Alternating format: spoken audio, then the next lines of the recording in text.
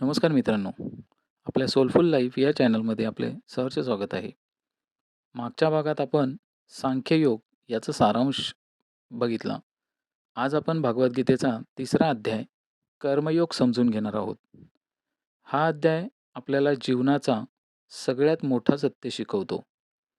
कामातून पळ काढणे हा उपाय नाही, योग्य प्रकारे काम करणे हेच योग आहे. सांख्ययोग ऐकल्यानंतर अर्जुन श्रीकृष्णांना प्रश्न विचारतो, हे केशवा, जर ज्ञान कर्मापेक्षा श्रेष्ठ आहे, तर मला हे घोर युद्ध का करायला सांगत आहात? अर्जुन गोंधळात पडलेला आहे. ज्ञान आणि कर्म यातला खरा मार्ग कोणता हे त्याला समजत नाही. श्रीकृष्ण शांतपणे उत्तर देतात, हे अर्जुना, या जगात कोणीही एक क्षणही कर्म न करता राहू शकत नाही. श्वास घेणे हे सुद्धा एक कर्म आहे. विचार करणे हे सुद्धा एक कर्म आहे. म्हणजेच कर्मापासून कोणीही सुटू शकत नाही. श्रीकृष्ण पुढे सांगतात, कर्म करताना मी हा अहंकार सोड. काम देवाला अर्पण कर. यालाच यज्ञ भावना म्हणतात.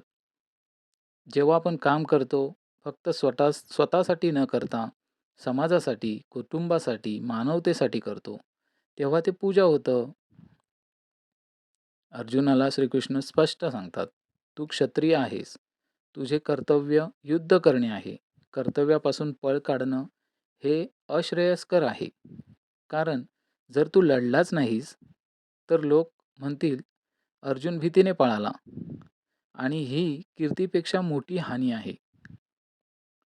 इथे गीतेतील एक मोठं सत्य सांगितलं जातं. माणसाचा खरा शत्रू बाहेर नाही, तो त्याच्या मनात असतो. काम, क्रोध आणि लोभ हे 3 शत्रू आहेत. कामना माणसाला आंधळ करते, राग त्याला जाळतो, लोभ त्याला कधीच समाधानी होऊ देत नाही. श्रीकृष्ण अर्जुनाला सांगतात, इंद्रियांवर नियंत्रण मिळव, मनावर विजय मिळव. कारण जो स्वतःवर विजय मिळवतो, तोच खरोखर महावीर आहे. आज आपण जगत आहोत एका धावपळीच्या जगात. लोक म्हणतात, मला ब्रेक हवा आहे, मला सगळं सोडायचं आहे. पण गीता सांगते, पळून जाणे नाही, शहाणपणाने काम करणे शिका. ऑफिस असो, घर असो, व्यवसाय असो, तू तुझं काम प्रामाणिकपणे कर. या अध्यायाचा खरा अर्थ असा आहे, प्रत्येकाला कर्म करावेच लागते. निस्वार्थ भावनेने कर्म केल्याने मन शुद्ध होते. अहंकार हाच सर्व दुःखाचं मूळ आहे. कर्म हेच योग आहे. मित्रांनो, हा होता भगवद्गीतेचा अध्याय 3 कर्मयोग. या अध्यायातून आपण शिकतो, कामाला घाबरू नका, कामात देवाला शोधा. पुढील अध्यायात आपण समजून घेणार आहोत ज्ञान कर्म संन्यास योग. मित्रांनो, जर तुम्हाला भगवद्गीतेचे अध्याय आवडत असतील, तर व्हिडिओला लाईक करा, चॅनलला सबस्क्राईब करा आणि श्रीकृष्णाच्या उपदेशाला आपल्या जीवनाचा भाग बनवा. जय श्रीकृष्ण.